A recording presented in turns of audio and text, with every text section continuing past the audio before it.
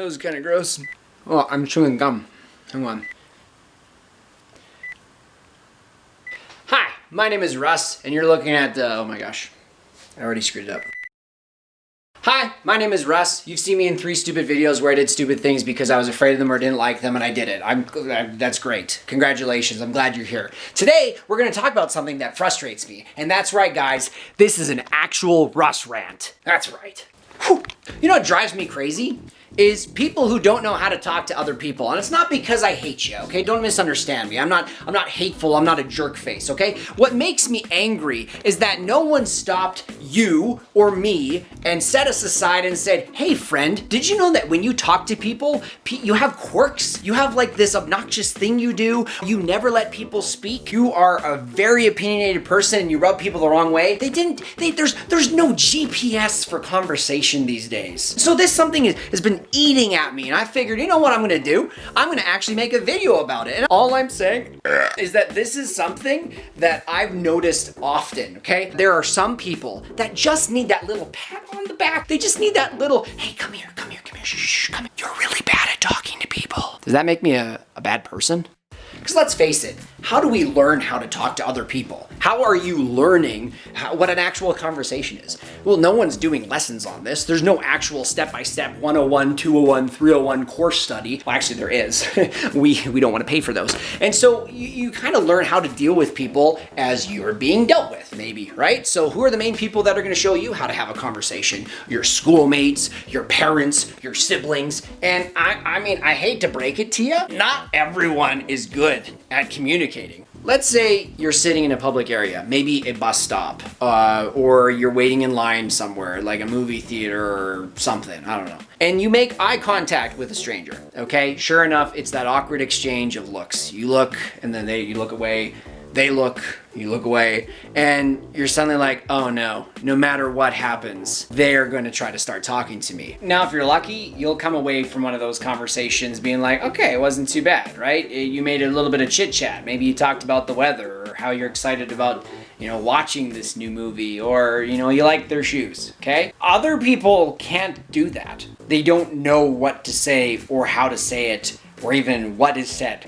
I'm not a PhD in communication, and you guys can, bust my chops all you want in the comments down below, but here's the condition. You can bust my chops in the comments below if you have better ideas, okay? If you're just gonna come in saying that those are worthless tips or they're not helpful, then by all means educate, fam. But if not, you can keep your yap shut, and you can just try to see if anything I'm about to say is helpful, okay? So without further ado, I present to you tips on having good conversations. That's it. That's the title. Having good conversations, tips on having it. Listen twice as much as you talk. No joke. I know that this is actually almost a cliche at this point, but you have 2 ears and 1 mouth for a reason. When you get into a conversation, whether it's a perfect stranger or your friend, I highly challenge you to try this. And not just like hearing, active listening is what you should try to practice. And you actually might find that you have something to say back to them about what they're saying to you.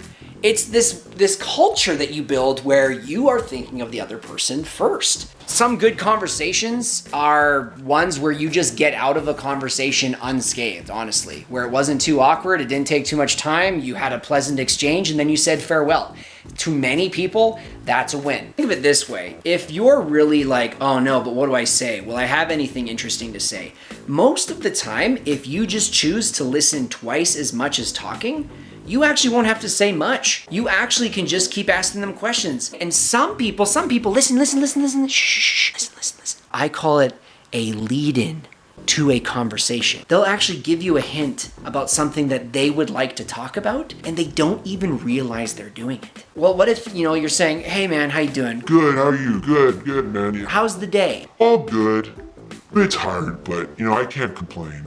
Just take a moment to be like, hey, what did they just say? Is it just small talk? Like, no, they said something that they actually subconsciously are feeling. And if you actually want to carry a conversation, just ask them what they meant. Oh yeah? How was your day? You're tired? What do you mean by that? Why are you tired? And then just sit, just shut up. Don't try to fill any silence and just watch. Some people are gonna be like, oh, just, a lot of errands, or, oh, I've just been busy with something. Think of it this way.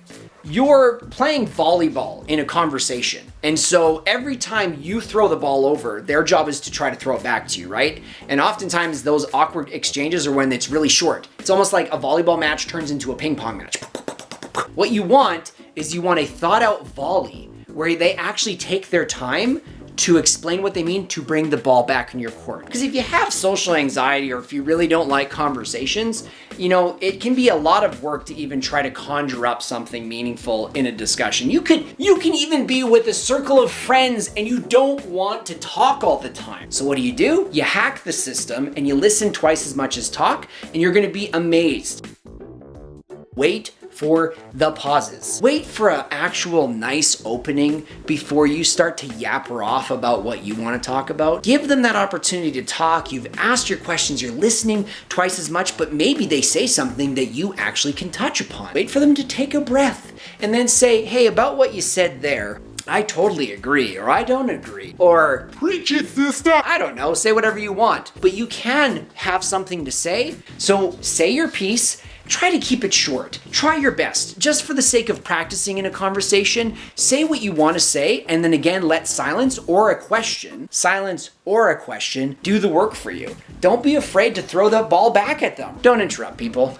It's not nice. And waiting for the pause is kind of a strategic way of seeing the opening for you to talk back. But other times, oh look, you can see me. Hey, what up? You know, but interrupting people is typically never okay. No one likes having to talk over someone and then all of a sudden it's an awkward shouting match. And now you're like, are we even talking or are we just shouting at people? Again, it kind of fits into the same vein, but the next point is this a dialogue or is this a monologue? And if you're wondering what a monologue is, just Google it. But basically think about Saturday Night Live. They do that little introduction at the very beginning where they give a speech and they talk about stuff, but they're not talking with anyone else talking back. It's a monologue. It's a speech. You have to learn when you're having a monologue and when you're having a dialogue. If you're finding that another person's talking over you, they're definitely into having the habit of having a monologue. I find it's way more powerful and way more valuable to have that dialogue. And yes, this video counts as a monologue, okay? So sue me. Just hang on to that, okay?